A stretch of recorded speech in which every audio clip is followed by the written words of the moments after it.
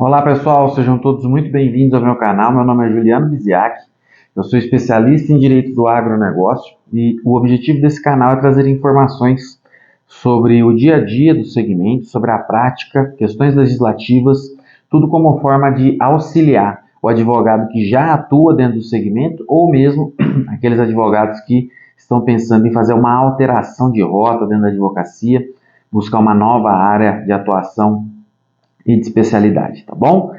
Esse canal, o conteúdo que a gente faz aqui também se direciona aos produtores rurais que queiram entender um pouco mais sobre as questões burocráticas aí, né, que permeiam a sua atividade, tá bom? Então, se vocês gostam desse tipo de conteúdo, curte, compartilha esse vídeo aqui nos seus grupos de WhatsApp, Telegram, né?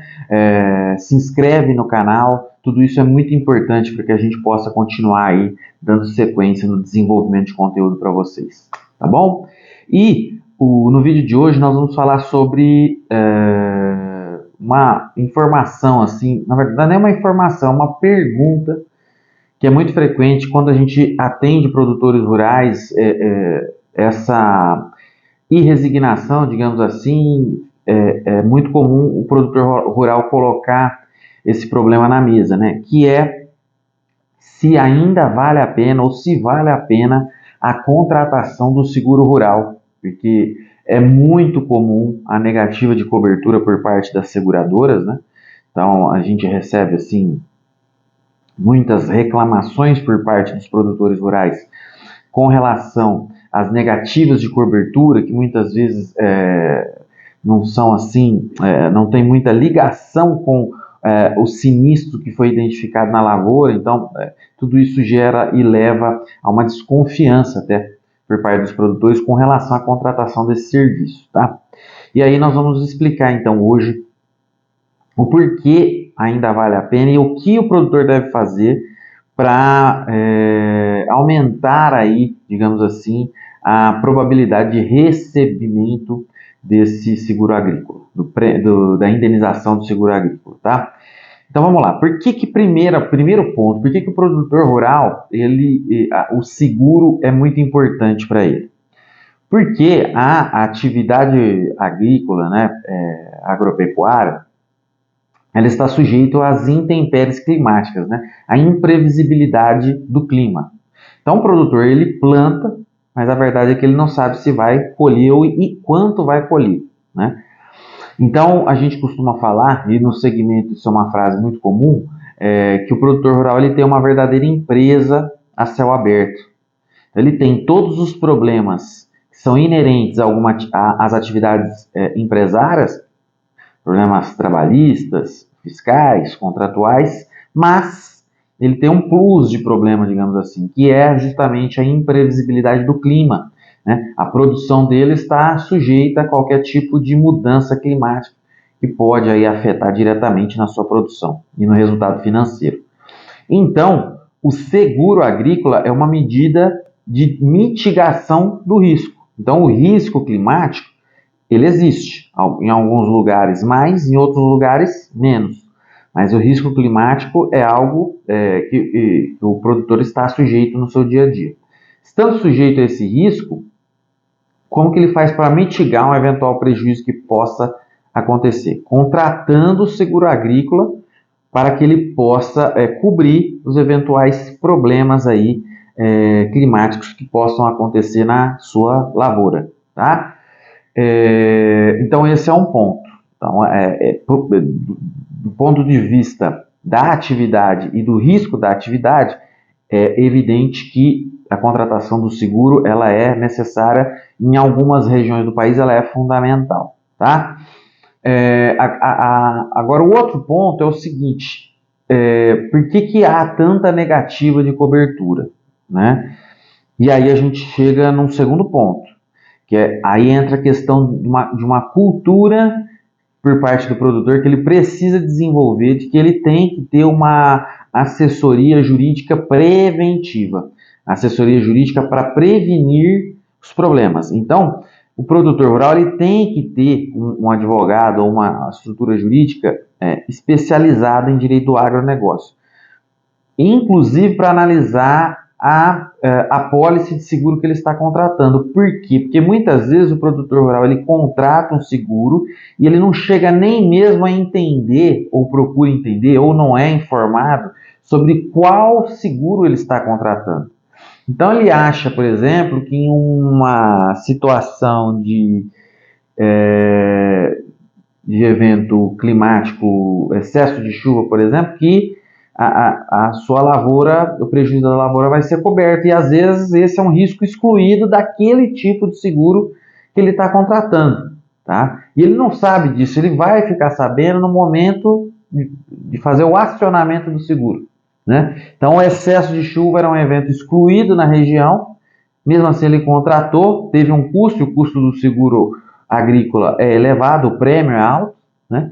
Então ele acaba tendo prejuízo, mais um prejuízo, que é ter contratado seguro e o seguro não é direcionado para a finalidade, para o objetivo que ele estava buscando.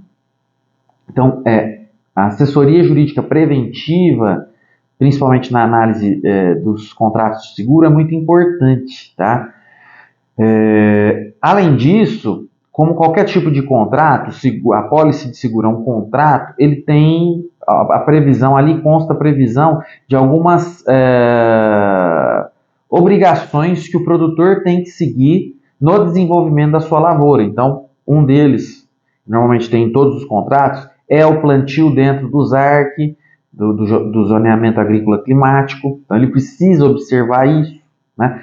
O plantio dentro da janela, e se não é uma das hipóteses de exclusão de cobertura. Ele precisa observar, por exemplo, o projeto agrícola que ele apresentou para a seguradora. Às vezes a seguradora vai exigir o projeto agrícola, ele precisa cumprir, inclusive demonstrar que ele utilizou os fertilizantes que constam naquele projeto, enfim. Tudo isso ele precisa se precaver, ele precisa seguir essas regras para que lá na frente, se ele precisar acionar a seguradora, ele consegue demonstrar que ele cumpriu todos os requisitos contratuais. E muitas vezes, para ele conseguir interpretar tudo aquilo e cumprir com as determinações contratuais, ele precisa do auxílio de uma assessoria de um advogado que é especializado em direito do agronegócio. Então a gente percebe que, em muitos casos, as negativas se dão, primeiro, por falta de conhecimento do próprio contrato, não sabe quais são os eventos cobertos pelo contrato de seguro. Segundo, não há uma preocupação em seguir as regras do contrato de seguro, tá? Então esse é um segundo ponto. Agora, um terceiro ponto aí já sai do poder do produtor, que em muitos casos acontecem as negativas indevidas por parte das seguradoras, tá? Mas, se o produtor rural foi bem orientado com relação à contratação do seguro e, no segundo ponto, ele cumpriu as regras contratuais, mesmo que ocorra a negativa de cobertura, ele tem uma probabilidade muito grande, um processo judicial, conseguir o pagamento da indenização securitária, certo?